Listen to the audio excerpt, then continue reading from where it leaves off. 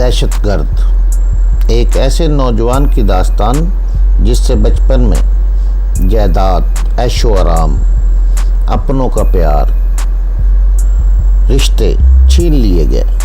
حالات کے چنگل میں پھنس کر وہ جرائم کی دنیا میں داخل ہوا۔ محب وطن ہوتے ہوئے ملک دشمن قرار دیا گیا۔ انڈیا گیا تو قدم قدم پر موت نے گھیرا، مگر اس نے انڈیا میں انڈیا کی بینڈ بجائے رکھی۔ داستان کی طرف جانے سے پہلے چینل کو سبسکرائب کریں، لائک اور شیئر کر کے اپنی محبت کا ثبوت دیں۔ ایک دل ہلا دینے والی داستان، دہشت گرد۔ دہشت قسط نمبر 60۔ اس طرف جان محمد موجود تھا۔ اس نے بھی تھپڑ مار کے مجھے دوبارہ راجہ کی طرف روانہ کر دیا۔ 2-4 بار یہی عمل دہرانے کے بعد راجہ نے میرے شانے پکڑے اور مجھے پھرکی کی طرح گھمانے لگا۔ پل کھانے سے رسے میں تناؤ پیدا ہونے لگا۔ جب رسے میں مزید گھومنے کی گنجائش نہ رہی تو اس نے اچانک مجھے چھوڑ دیا۔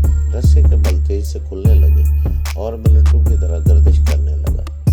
میرا سر پہلے ہی چکرا رہا تھا۔ گھومنے کی وجہ سے سر کے چکروں میں شدت پیدا ہو گئی۔ میری طبیعت مالش کرنے لگی اور متلی کی سی کیفیت پیدا ہو گئی۔ پھر اچانک مجھے الٹی ہو گئی۔ ایسا لگ رہا تھا جیسے الٹی کے ساتھ میرا معدہ اور آنتیں بھی باہر آ جائیں گی۔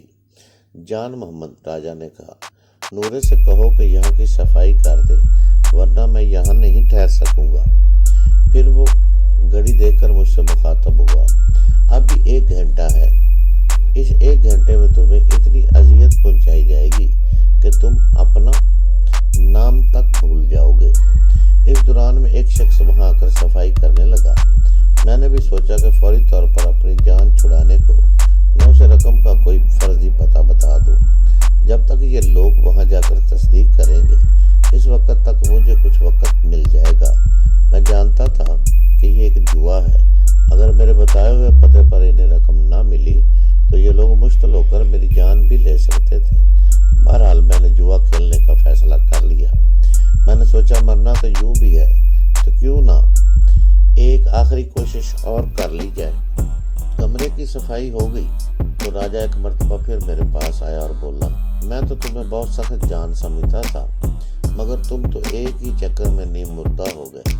دوسرا مرحلہ اس سے بھی زیادہ سخت ہوگا۔ اب بھی وقت ہے، بتا دو یا میں دوسرے مرحلے پر عمل کروں۔ میں سب کچھ بتانے کو تیار ہوں، مگر مجھے پہلے اس عذاب سے چھٹکارا دلاؤ۔ میرے ساتھیوں نے حیرت سے میری طرف دیکھا۔ ان کے چہروں پر حیرت سے زیادہ صدمے کے تاثرات تھے۔ شاید انہیں توقع نہیں تھی کہ میں اتنی جلدی شکست تسلیم کر لوں گا۔ خاص طور پر تیمور تو بہت دل گرفتہ نظر آ رہا تھا۔ جان محمد، راجہ نے کہا، اسے نیچے اتارو اور پانی پلاؤ۔ جان محمد نے رسے کا دوسرا سر ڈھیلا کیا تو میں دھپ سے فرش پر آ گرا۔ اس نے رسا ڈھیلا کرنے کے بعد اس کا دوسرا سرا دوبارہ دیوار میں لگے ایک ہک سے باندھ دیا۔ فرش پر گرنے سے میرے کندھے اور کمر میں شدید چوٹ آئی تھی۔ میں بے دم سا ہو کر گر پڑا۔ اس وقت واقعی مجھ میں ہلنے کی شکت نہیں تھی۔ چند منٹ میں یوں ہی پڑا رہا۔ جان محمد پانی کا جگ اور گلاس لے آیا۔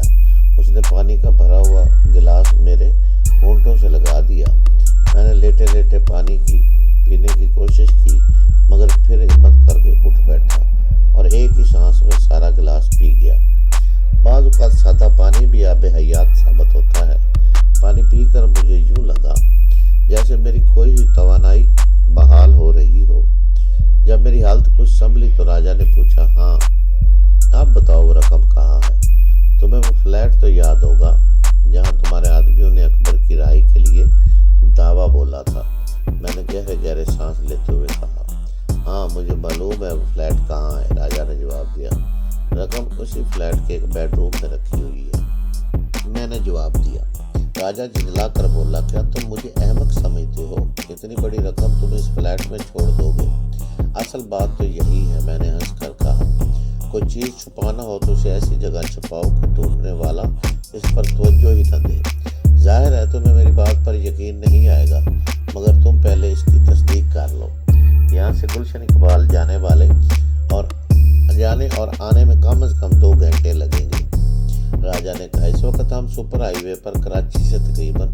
40-45 کلومیٹر کے فاصلے پر ہیں۔ میں اپنے آدمیوں کو وہاں بھیج تو دوں گا، لیکن اگر یہ اطلاع غلط نکلی تو باز تمہیں اپنے ہاتھ سے گولی مار دے گا۔ وہ دھوکہ دینے والوں کا شدید دشمن ہے، حالانکہ وہ خود ساری دنیا کو دھوکہ دیتا ہے۔ میں نے ہنس کر کہا۔ میری حالت اب کافی سنبھل گئی تھی۔ جان محمد راجہ نے کہا، اسے دوبارہ رسی سے باندھ دو اور روکی کو لے کر وہاں چلے جاؤ۔ اس دوران میں غیر محسوس طریقے سے وہی رسا میں نے دونوں ہاتھوں میں تھام لیا تھا جو میرے پیروں میں بندھا ہوا تھا۔ تم اسے باندھو، میں باس کو اطلاع دے کر آتا ہوں، راجہ کہہ کر جانے کے لیے مڑا۔ میں نے اچانک زکند بھری اور اسی رسے سے لٹک گیا جس سے میرے پیر بندھے ہوئے تھے۔ پھر میں نے زوردار سوئنگ لی اور راجہ کو ساتھ لیتا ہوا کمرے کے دوسرے سرے کی طرف چلا گیا۔ رسے کا دوسرا سرا دیوار میں پیوسوک سے بندھا ہوا تھا، اسی لیے میں اب بھی پوری طرح آزاد نہیں تھا۔ میں نے رسا چونکہ کچھ اوپر سے پکڑا تھا، اس لیے میرے قدم زمین سے نہیں لگ رہے تھے۔ یوں بھی میرے پیر بندھے ہوئے تھے، اس لیے زمین سے لگ بھی نہیں جا سکتے تھے۔ اگر لگ بھی جاتے تو کوئی فائدہ نہ ہوتا۔ راجہ اس اچانک وفات سے دہشت زدہ ہو گیا۔ میں نے پھرتی سے رسا اس کی گردن میں ڈالا اور اسے لیے ہوئے کمرے کے دوسرے سرے تک چلا گیا۔ وہ اگر پر وقت میرے بندھے ہوئے پیروں کے درمیان اپنا ایک پاؤں نہ پھنساتا تو رسی کے پھندے سے اس کی موت واقع ہو جاتی۔ اگر میرے پیروں کی سپورٹ نہ ہوتی تو پھانسی پانے والے مجرموں کی طرح اس کی گردن لمبی ہو جاتی۔ میں نے چشمے زد میں اس کا ریوالور نکال لیا اور اس کی کنپٹی پر رکھ کر جان محمد سے کہا، اگر تمہارے منہ سے آواز نکلی یا تم نے کوئی حرکت کی تو یاد رکھو، راجہ کا بھیجا تو اڑے گا ہی، تمہاری بھی کھوپڑی سلامت نہیں رہے گی۔ جان محمد اپنی جگہ پر ساکت ہو گیا۔ وہ پھٹی پھٹی آنکھوں سے مجھے یوں دیکھ رہا تھا جیسے اس نے کوئی بھوت دیکھ لیا ہو۔ اسے شاید توقع نہیں تھی کہ مجھ ایسا نیم جان شخص جو شکست قبول کرنے کے بعد سب کچھ بتانے پر آمادہ ہو گیا تھا، وہ یہ حرکت بھی کر سکتا ہے۔ اور راجہ جیسے آدمی کو اس کے پھندے میں دیکھ کر وہ اور پریشان تھا۔ مجھے یقین تھا کہ جان محمد کے پاس ریوالور ضرور ہوگا۔ میں نے اس سے کہا، اپنے دونوں ہاتھ سر پر رکھو اور میرے نزدیک آ جاؤ۔ جان محمد رپورٹ کی طرح سر پر ہاتھ رکھے میرے پاس پہنچ گیا۔ میرے دائیں ہاتھ میں راجہ کا ریوالور تھا جسے اس کی کنپٹی سے لگا رکھا تھا۔ اگر ریوالور اس کی کنپٹی پر نہ ہوتا تو شاید وہ یوں آسانی سے بے بس نہ ہو جاتا۔ میں نے جان محمد سے کہا، میری طرف پشت کر لو۔ اس نے میرے حکم کی تعمیل کی، میری طرف پشت کی۔ میں اس کی تلاشی لینا چاہتا تھا مگر ایسا کرنا ممکن نہیں تھا کیونکہ میں نے بائیں ہاتھ سے رسے کو تھام رکھا تھا۔ اگر میں رسا چھوڑتا تو نہ صرف خود زمین پر گرتا بلکہ راجہ بھی آزاد ہو جاتا۔ میں نے اچانک ریوالور کا دستہ پوری قوت سے جان محمد کے سر پر دے مارا۔ وہ لہرایا اور کٹے ہوئے درخت کی طرح دھڑام سے فرش پر گر پڑا۔ پھر میں نے یہی حشر راجہ کا کیا۔ وہ بے ہوش ہو کر رسے میں جھول گیا۔ میں نے اس کی گردن کے گرد رسے کا ایک اور بل دیا اور اس کے پیر اپنے پیروں کے درمیان سے نکال لیے۔ وہ بے ہوشی کے دوران میں بری طرح تڑپا، شاید وہ پوری طرح بے ہوش نہیں ہوا تھا۔ پھر اس کی آنکھیں حلقوں سے ابل پڑی اور منہ سے جھاگ بہنے لگی۔ میں نے کان لگا کر اس کے دل کی دھڑکن سننے کی کوشش کی مگر وہاں بالکل خاموشی تھی۔ میں نے بمشکل تمام اسے رسے سے آزاد کیا تو وہ بھی جان محمد کی طرح منہ کے بل زمین پر جا گرا۔ اس کے گرنے کے بعد میں نیچے اتر گیا۔ رسا اتنا ڈھیلا تھا کہ میں اطمینان سے زمین پر بیٹھ کر اپنے پیر کھول سکتا تھا۔ مجھے بس یہ خدشہ تھا کہ اس دوران میں ظفر کا کوئی آدمی اندر نہ آ جائے ورنہ سب کی یہ کرائے پر پانی پھر جائے گا اور جان تو خیر جائے گی۔ میں نے پھرتی سے اپنے پیر کھولے اور آزاد ہوتے ہی سب سے پہلے کمرے کا دروازہ اندر سے بولٹ کر دیا۔ پھر میں اپنے ساتھیوں کی طرف متوجہ ہوا اور باری باری تینوں کو کھول دیا۔ تلاشی لینے پر جان محمد کی جیب سے بھی ریوالور برآمد ہوا۔ میں نے وہ ریوالور تیمور کے حوالے کر دیا۔ نذیر اور سکندر ہنسنے لگے۔ ان کے ریوالور پہلے ہی چھین لیے گئے تھے۔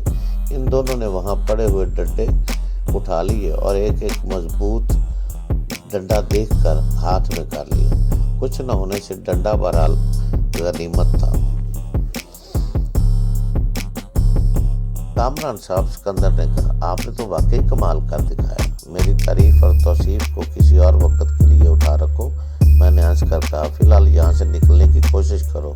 हम लोग वाकई कराची से इतने फासले पर हैं या राजा मुझसे ब्लफ कर रहा था। बहरहाल देखते हैं। फिर मैं तैमूर से मुखातब हुआ, ये ज़हन में रखना कि अभी उनके 5 आदमी मजीद बाहर मौजूद है। मुमकिन है जफर के पास मजीद 2 आदमी भी हो। 2 तो क्या कई आदमी होंगे, मगर फिलहाल हमें 5 आदमियों से निपटना है। हम सब दबे पांव दरवाजे की तरफ बढ़े। मैंने दरवाजे की चरखनी खोलकर दरवाजे को खोलने की कोशिश की, मगर मालूम हुआ कि दरवाज़ा बाहर से बंद है। अचानक सिकंदर ने जान मोहम्मद के लहजे में कहा, ओए खान, दरवाज़ा खोल यार। ओए, कभी तो कहता है कि दरवाज़ा बाहर से बंद कर लो, कभी कहता है खोलो। खान बड़बड़ाया और दरवाज़ा खोल दिया। हम सब खुले दरवाजे के पट की आड़ में खड़े हो गए। ओए, अब क्या हो गया? खान झंझलाकर बोला, बाहर क्यों नहीं निकलता?